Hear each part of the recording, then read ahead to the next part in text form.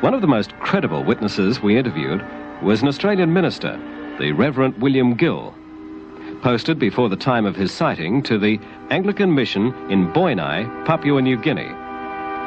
One night at 7:45, as he stood with 38 other people at the edge of the mission playing field, every one of them saw the same thing.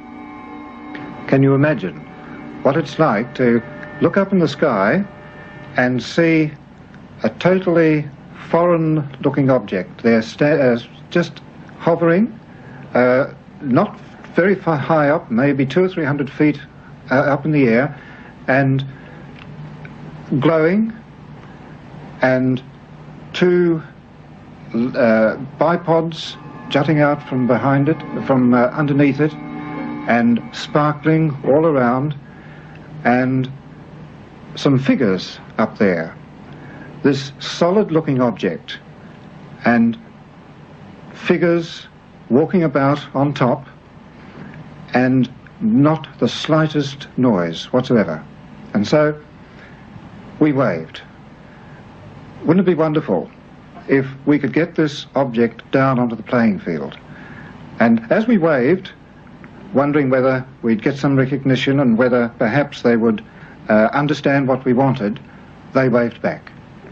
So I asked a boy to go quickly down, bring me a torch, bring me a pencil, bring me paper, and return as quickly as he can so that I can get any other events that occur, and minute-by-minute movements, so that at least we'd be able to talk about it the next day.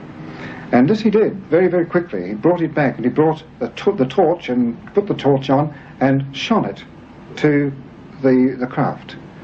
And as he did so, he waved moved the torch this way, and we were dumbfounded when we looked at the craft, and the craft was as though it was responding to the torch. It began to do this too, you know, like a disc-shaped object, just moving the same way, responding to the movement of the torch.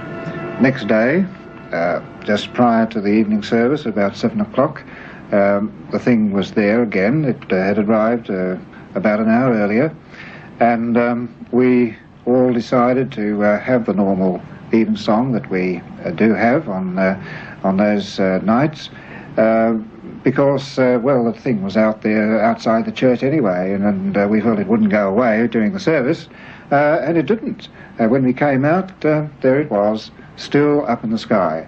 And so for another hour or two we watched, and then suddenly it did go, and there was this amazingly incredible speed that the whole craft disappeared to nothing across the bay in a matter of a second or so. Well, now, what are we to think of this kind of phenomenon? People claiming to see things such as I did. There were 38 of us, and we all believe that we saw it, but of course we don't expect other people to believe us if they don't want to.